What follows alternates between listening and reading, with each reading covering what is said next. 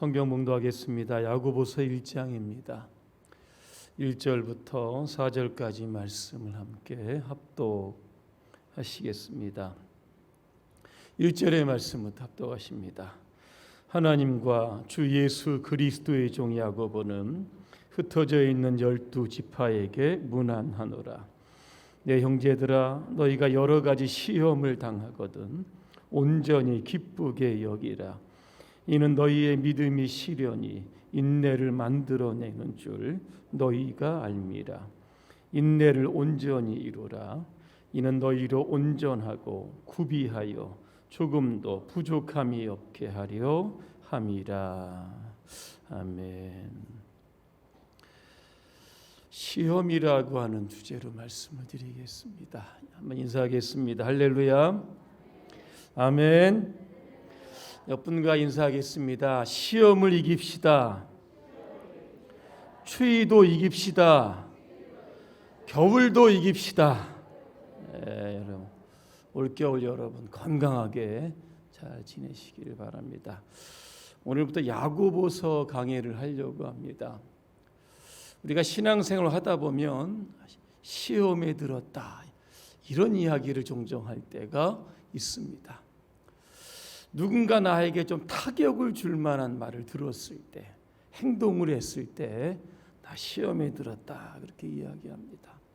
마음에 큰 상처를 받을 만한 큰 일을 또 경험하면 또 시험을 당했다 그렇게 이야기를 합니다. 살다 보면 시험을 당할 때도 있고 시험을 줄 때도 있습니다. 그런데 시험은 이기라고 하나님께서 우리에게 주신 겁니다. 예수님도 시험을 당하셨지만 이기셨습니다. 요한복음 16장 33절입니다. 세상에서는 환난을 당하나 담대하라, 내가 세상을 이기었다 그랬습니다. 시험도 그렇고 시련도 그렇고 고난도 그렇고 환난도 오면 우리가 다 이겨내면 되는 겁니다. 이 시험이라고 하는 단어의 원어를 보니까 페이라스모스라고 하는 뜻이 되어 있습니다. 그런데 이 단어가 두 가지의 이중적인 의미를 가지고 있습니다. 하나는 테스트라고 하는 의미가 있고 하나는 유혹이라고 하는 의미가 있게 되는 겁니다.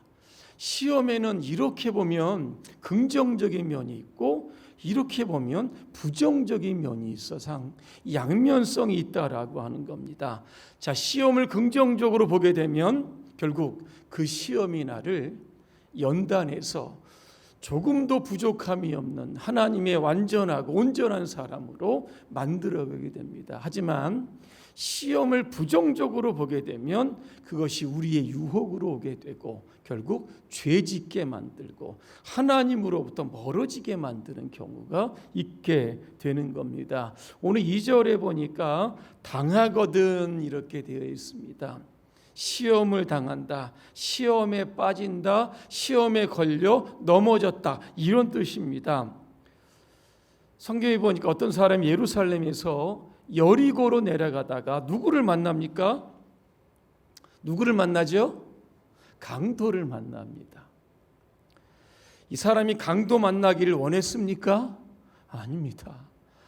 강도 절대 만나기를 원하지 않았는데 이놈의 강도가 나타나니까 어쩔 수 없이 만난 겁니다. 이것을 가리켜서 시험을 당했다, 시험을 만났다, 내가 원치 않았는데 시험이 나한테 그냥 여러분 오는 겁니다. 어떻게 보면 우리가 사는 세상은 온통 이 시험장입니다.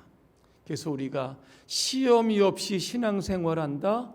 이거 여러분 착각입니다. 신앙생활 잘한다는 것은 뭡니까? 시험을 이겨내고 또 이겨내면서 끝까지 우리의 믿음을 지켜가는 사람, 신앙생활 잘하는 사람입니다. 하나님께서 우리에게 테스트를 하실 때가 있습니다. 어떤 테스트냐면 그 사람의 인격을 테스트할 때가 있고 그 사람의 영성을 테스트할 때가 있고 그 사람의 믿음을 테스트할 때가 있다는 겁니다. 창세기 22장에 보니까 하나님의 아브라함을 이렇게 딱 부르십니다. 시험 문제를 출제하셨는데 제가 봐도 너무나 어려운 문제입니다. 내 아들, 내 사랑하는 독자 이삭을 모리아 산으로 올라가서 그 아이를 번제로 드리라 그랬습니다. 여러분 같았으면 어떻게 하시겠습니까? 모른 체 하고 가만히 있었을 겁니다. 그런데 아브라함은 이삭을 데리고 3일 동안 모리아 산으로 올라갑니다. 산에 올라가 아브라함이 제단을 쌓고 그 위에 나무를 놓고 이삭을 결박을 합니다. 번제가 뭡니까? 불에 태우는 겁니다. 짐승을 죽여 불에 태우는 것이 여러분 번제 아니겠습니까? 이제 아브라함이 칼을 들어서 이삭을 죽이려고 합니다. 그때 하나님의 다급한 음성이 들려옵니다. 스탑 그랬습니다. 멈추라는 겁니다. 이 아이에게 손을 대지 말라 그렇게 말씀합니다. 그리고 나서 하나님이 뭐라고 하시냐면 이런 말씀을 하십니다. 내가 내 아들 내 독자까지도 내게 아끼지 아니하였으니 내가 이제야 내가 하나님을 경외하는 줄 알았다 그렇게 말씀하고 있는 겁니다. 하나님께서 아브라함을 시험하신 목적이 뭡니까? 아들이냐 하나님이냐, 아들을 경배하고 살 것이냐 하나님을 경배하고 살 것이냐. 이 기로에서 오늘 아브라함은 이 시험에서 성공하게 되었던 겁니다. 그로 인하여 어떤 타이틀을 얻게 됩니까? 믿음의 조상이라고 하는 그러한 영예로운 타이틀을 얻게 되는 겁니다. 신명기 8장에 보니까 하나님께서 이스라엘 백성들을 시험을 하시는데, 여러분 뭘로 시험하는지 아십니까? 만나를 가지고 시험을 하십니다. 이스라엘 백성들이 출애굽을 합니다. 광야로 나왔습니다. 한 달쯤 딱 가니까 애굽에서 가지고 나온 모든 식량이 다 떨어진 겁니다. 백성들이 모세를 향해서 원망을 합니다. 당신이 우리를 이곳으로 이끌어내어서 이 광야에서 굶겨 죽이려고 하느냐 원망하고, 그때 하나님께서 이스라엘 백성들에게 새벽마다 무엇을 주십니까? 만나를 주십니다. 얼마 동안 주십니까? 40년 동안 매일 새벽마다 만나를 주셨던 겁니다. 그 만나를 먹고 200만이라 되는 이스라엘 백성들이 40년 광야를 지나게 되었던 겁니다. 자, 하나님은 이 만나를 가지고 이스라엘 백성들을 지금 시험하십니다. 어떻게 시험하십니까? 여러분, 만나를 거두려고 하면 아침에 일찍 일어나야 합니다. 그리고 음식은 딱 하루치만 거두어요. 더 많이 거두어서 안 된다는 겁니다. 만약에 이틀치를 거두었다, 욕심을 내어서 그러면 그 다음 날에는 만나에 벌레가 생겨서 못 먹게 됩니다. 자, 안식일 전날입니다. 그날에는 이틀치를 수확하게 하십니다. 왜?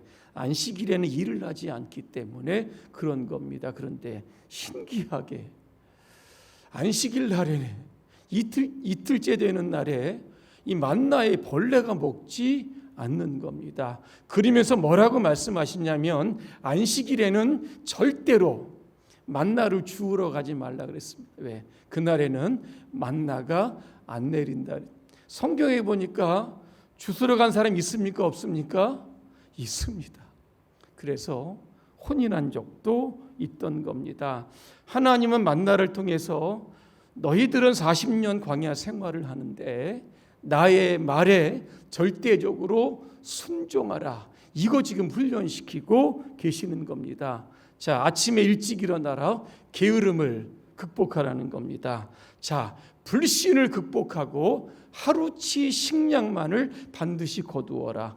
또 하나, 탐욕, 욕심 부리지 말고 이틀치 이거 거두지 말아라. 또 하나, 주일에는 일하지 말고 오직 하나님께 예배하는 날로 드려라. 이거 말씀하고 계시는 겁니다. 근데 어떤 사람은 실패한 사람도 있고 어떤 사람은 성공한 사람도 있는 겁니다. 여러분, 요즘은 경제를 최우선순위로 합니다. 경제 잘하는 대통령이 인기가 여러분 있습니다. 그래서 그런지 사람들의 관심이 여러분 어디에 있는지 아십니까? 돈입니다. 얼마나 잘 먹고 잘 살아야 하는지 여기에 많은 사람들이 관심이 돼 있습니다. 그런데 우리의 관심은 먹거리에 있는 게 아니라 하나님의 말씀에 있다는 겁니다. 그 말씀에 순종하게 되면 40년 광야 생활 가는데 먹거리는 하나님께서 해결해 주신다라고 하는 그런 분명한 믿음이 우리에게 있어야 하는 겁니다. 예수님께서도 광야에서 40일 금식하셨습니다. 그때 누가 시험을 겁니까? 마귀가 시험을 겁니다. 첫 번째 시험이 뭡니까? 돌을 떡으로 만들어라 그랬습니다. 얼마나 배가 고프셨겠습니까? 그렇죠? 그런데 예수님은 뭐라고 말씀하십니까? 사람이 떡으로만 살 것이 아니요 하나님께서 주시는 말씀으로 살 것이다. 그래서 사탄을 물리치셨던 것을 보게 됩니다. 요즘 세상이 여러분 각박합니다. 돈이라고 하면 먹고 살기 위해서 수단과 방법을 가리지 않습니다. 세상이 여러분 정말 살벌하고 무서운 세상이 여러분 되었던 겁니다. 이런 세상을 우리가 살아가면서 우리가 기억해야 할 것은 하나님의 말씀을 우리가 붙들고 살고 욕심 부리지 않고 살게 되면 우리가 천국 가는 그날까지 하나님께서 우리의 의식주의 문제를 지키신다라고 하는 이러한 믿음을 가질 수 있어야 하는 겁니다. 그래서 우리가 시험이라고 하는 것을 잘 통과하게 되면 하나님께서 주시는 상급이 있습니다. 제가 한번 읽어드립니다. 베드로전서 1장 6절과 7절입니다. 그러므로 너희가 이제 여러 가지 시험으로 말미암아 잠깐 근심하게 되지 않을 수 없으나 오히려 크게 기뻐하는도다. 너희의 믿음의 확실함은 불로 연단하여도 없어질 금보다 더 귀하여 예수 그리스도께서 나타나실 때 그 다음에 보니까 칭찬과 영광과 존귀를 얻게 할 것이다. 그렇게 말씀하고 있는 겁니다. 시험에 또 부정적인 측면이 있습니다. 아까 제가 유혹이라고 말씀을 드렸습니다. 돌을 떡으로 만드는 거 여러분 얼마나 이게 유혹적인 겁니까? 이처럼 사단은 끊임없이 우리를 유혹을 합니다. 베드로전서 5장 8절에 보니까 여러분이 잘 아시는 말씀입니다. 근신하라 깨어라 너희 대적마귀가 우는 사자같이 두루 다니며 삼킬 자를 찾는다 그랬습니다. 유혹을 해서 죄짓게 만드는 사람들을 끊임없이 찾아다니면서 공략하고 있다라고 하는 사실입니다. 자, 그런데 하나님은 하나님의 일을 성취하시기 위해서 때때로 이 마귀를 사용하실 때가 있다는 겁니다. 다시 말하면 하나님의 허용의 한도 내에서 마귀가 우리도 시험을 걸 수 있다는 겁니다. 그래서 우리가 종종 이런 생각을 하게 되는 겁니다. 내가 시험을 받을 때 이게 하나님께로부터 오는 건지 사탄이 주는 건지 이게 혼동이 될 때가 여러분 많다는 겁니다. 이 문제에 대해서 여러분 중세의 어거스틴이라고 하는 사람은 이런 이야기를 합니다. 하나님은 천사를 통해서 직접적으로 하나님의 일을 하게 하시고 간접적으로 마귀를 통해서 하나님의 일을 하게 하신다. 이런 이야기를 합니다. 무슨 이야기입니까? 마귀가 주는 시험도 있는데 결국 이것도 하나님의 허용 범위 안에서 이게 이루어지는 경우가 있다는 겁니다. 제가 예를 들어보겠습니다. 구약의 욥이라고 하는 사람 여러분 아실 겁니다. 욥하면 뭐가 떠오릅니까? 고난이 떠오릅니다. 욥의 7남 3녀입니다. 하루아침에 10명의 자녀들이 죽습니다. 동방의 갑부입니다. 하루아침에 재산이 다 날아갑니다. 그리고 자신의 몸에 질병이 찾아옵니다. 머리끝부터 발끝까지 종기가 났다 그랬습니다.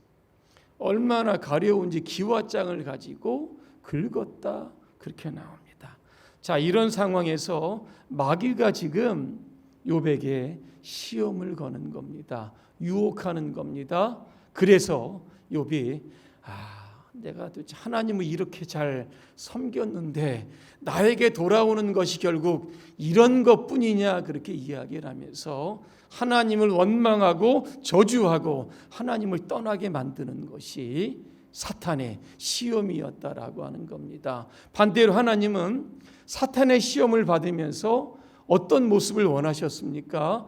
끝까지 믿음으로 인내하는, 참고 견디는, 승리하는 그러한 욥의 모습을 원하셨던 겁니다. 여러분, 욥이요 시험을 당하면서 이런 고백을 합니다. 욥기서 1장 20절입니다. 욥이 일어나 겉옷을 찢고 머리를 밀고 땅에 엎드려 예배하면서 이렇게 말합니다. 내가 모태에서 알몸으로 나왔사온즉 또한 알몸이 그리로 돌아가올지라. 주신 이도 여호와시고 거두시는 이도 여호와시니 여호와의 이름이 찬송을 받으실지어다. 22절입니다. 이 모든 일에 욥이 범죄하지 아니하고 하나님을 향하여 원망하지 아니했다 그랬습니다. 욥기서 23장 10절입니다. 여러분 잘 아시는 말씀입니다. 내가 가는 길을 그가 아시나니 그가 나를 단련하신 후에는 순금같이 되어 나오리라. 욥기서 42장입니다. 5절에 보니까 내가 주께 대하여 귀로만 듣다가 이제는 눈으로 주를 보게 되었다 그랬습니다. 욥이 여러분 사탄에 의해서 결국 하나님께서 허락하신 것지만 이 시험에 이겼던 것을 보게 되는 겁니다. 우리가 시험을 이기려고 하면 두 가지 여러분 주의하셔야 합니다. 첫째로 온전히 기쁘게 여겨라, 그렇게 되어 있습니다. 온전히 기쁘게 여긴다는 것은 우리 안에 충만한 기쁨을 가지고 시험을 이겨내라라고 하는 겁니다. 사람이요 적당히 기쁘고 조금 기쁘면 이게 밖으로 드러나지 않습니다. 그런데 엄청나게 기쁘면 이게 얼굴로 막 나도 모르게 드러나게 되는 겁니다. 성도가 시험 중에 기뻐하면 보통 사람들은 이해하지 못할 겁니다. 저런 고난 중에 어떻게 저 사람이 저렇게 기쁘고 즐겁고 얼굴에 웃음이 날 수 있을까? 정신 이상한 거 아닌가? 이렇게 생각할 수도 있다는 겁니다. 하지만 우리가 시험을 당할 때 기쁨으로 감당할 수 있는 이유가 바로 오늘 3절과 4절에 나오는 겁니다. 믿음의 시련을 통해서 우리가 조금도 부족함이 없는 성숙한 하나님의 사람으로 만들어졌기 때문에 여러분 그러는 겁니다. 우리가 시련이라고 하는 용광로 속에 여러 번 들어갔다 나오면 결국 성숙한 하나님의 사람이 되어서 웬만한 시험은 넉넉히 이길 수 있다. 기쁨으로 그 시험을 감당할 수 있다는 겁니다. 또 하나는 온전히 인내하라. 이 온전이라고 하는 단어를 보니까요 끝까지 포기하지 않고 견뎌라 그랬습니다. 여러분 마라톤 풀코스가 몇 킬로입니까? 42.195입니다. 여러분 뛰어보셨습니까? 예? 저도 못 뛰어봤습니다. 일반인 그냥 뛰다가 여러분 심장 터져서 다 죽습니다. 끊임없는 훈련을 해야 합니다. 그런데 이 마라톤에 참여하는 분들을 보니까 1등 하려고 어느 정도 등수에 두려고 참여하시는 분도 있지만 어떤 분들은 완주의 의미를 두고 꼴등으로 들어가도 내가 완주했다. 여기에 이제 만족을 가지고 이 마라톤에 참여하는 사람들이 있다라고 합니다. 인내를 온전히 이룬다라고 하는 것도 비슷한 의미라고 하는 겁니다. 끝까지 포기하지 말고 인내를 가지고 시험과 싸워서 여러분 이기면 되는 겁니다. 시간이 좀 걸리면 여러분 어떻게 했습니까? 여러분 인내하며 온전함으로 여러분 이기게 되면 어떤 결과를 주시게 되냐면 야고보서 5장 11절 제가 한번 읽어드립니다. 보라, 인내하는 자를 우리가 복되다 하나니 너희가 욥의 인내를 들었고 주께서 주신 결말을 보았거니와. 욥의 결말이 어떤지 아십니까? 욥기서 42장 12절입니다. 여호와께서 욥의 말년에 욥에게 처음보다 더 복을 주셨다. 결말이 궁금하시면 욥기서 42장을 쭉 읽어보시면 여러분 아시게 될 겁니다. 결론입니다. 우리가 사는 세상 늘 시험이 존재합니다. 하나님이 이 시험이 제발 없었으면 좋겠습니다. 이렇게 기도하지 마시고 시험이 와도 기쁨으로 넉넉하게 이길 수 있도록 힘을 달라고 인내를 달라고 여러분 기도하시기를 바랍니다. 그래서 더 성숙한 모습으로 더 완전한 모습으로 여러분 하나님의 일에 귀하게 쓰임 받으시기를 주님의 이름으로 축복합니다. 기도하겠습니다. 은혜로우신 하나님, 하나님은 우리를 때때로 테스트하실 때가 있습니다. 그 시험을 만날 때에 기쁨으로 감당할 수 있도록 하나님 도와주시고 그로 인하여 우리가 시험에 들지 않고 더 성숙한 모습으로 주님의 뜻을 잘 이루어갈 수 있는 하나님의 사람들로 살게 해 주시옵소서. 예수님의 이름으로 기도합니다. 아멘.